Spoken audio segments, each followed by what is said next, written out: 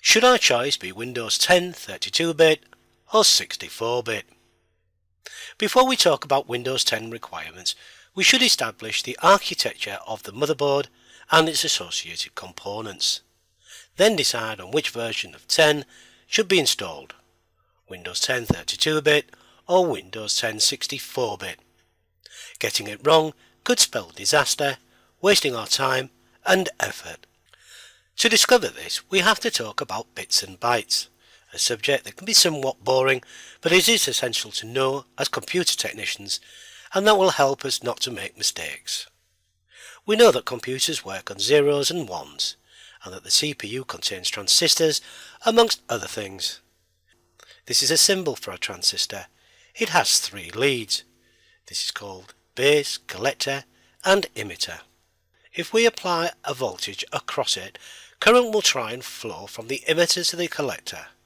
Under these conditions it will not happen until a voltage is applied to the base. Now current can flow. Let's alter the circuit and include a switch. When the switch is open, no current can flow. Close the switch and the current will flow from the emitter to the collector.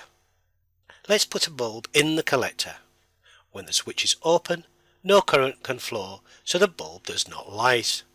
Close the switch and the current can flow to the bulb and it lights. We could say in the off position this could represent a 0.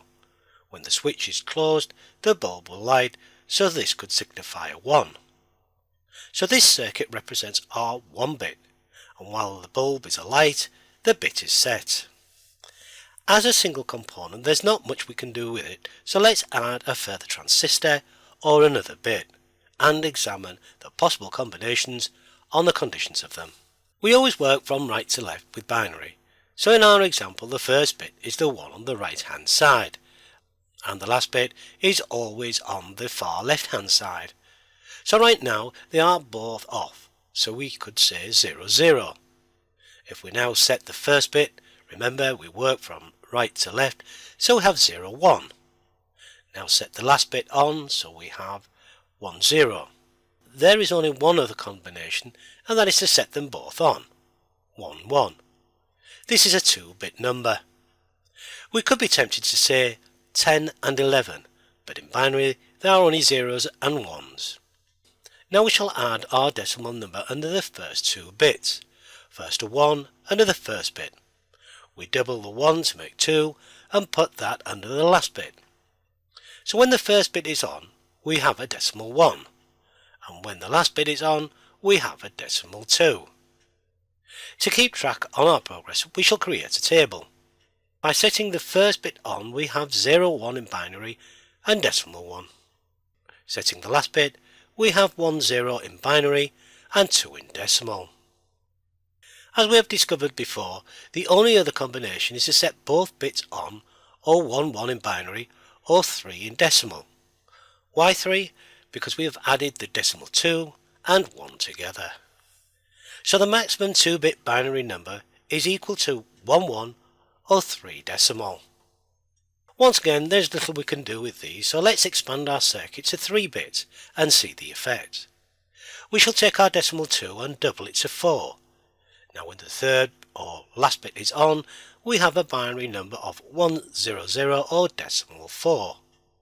Let's start again. In this state we have 000 or decimal 0. When we set the first bit on, we have 001 and a decimal 1. Setting the next bit on, we have 010 or decimal 2, 011 or decimal 3. This is the maximum that a 2-bit number can be, but we have the further bit, so 100 is equal to decimal 4. Since the third bit and the first bit are on, we then have a decimal 5. Setting the last 2 bits means decimal 6. And finally, setting all the bits means that binary 111 and decimal 7. So the maximum 3-bit binary number is 111, which is the same as the decimal 7. Now we shall expand our circuit one more time to include a 4-bit number. We take the decimal 4 and double it for our last bit. So when the last bit is set, it will represent decimal 8. So running through it is the same as a 2-bit number. A 3-bit number. Now when the last bit is set, or 1000, we have a decimal 8.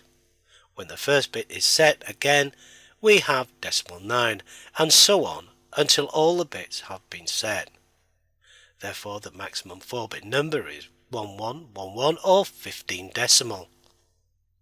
Here is an 8-bit number. We take the decimal 8 and double it, and do the same for the remaining bits, which means the last bit is 128. In the 70s and 80s, the 8-bit computer became very popular. Most were for home entertainment and education use. Back to the binary numbers. This works on the same principle as before. When we set the first bit, we have 00000001. When the second bit is set, then it is decimal 2, and so on and so forth. The maximum 8-bit binary number is 11111111, or 255 decimal. The main point here is that when all the bits are set, then the maximized binary number has been reached. Here is a 16-bit number, a 32-bit number, and a 64-bit number. Let's analyse these numbers and say each of these different binary systems had to deal with a very large number, as shown here. Naturally, the 16-bit system would have to break it down into smaller chunks so it could handle it. The same with the 32-bit system, although not as many chunks. And of course, the 64-bit system would only have to handle it once, so it appears the more bits we have, the better the system will run. Or does it? Let's return to the spectrum.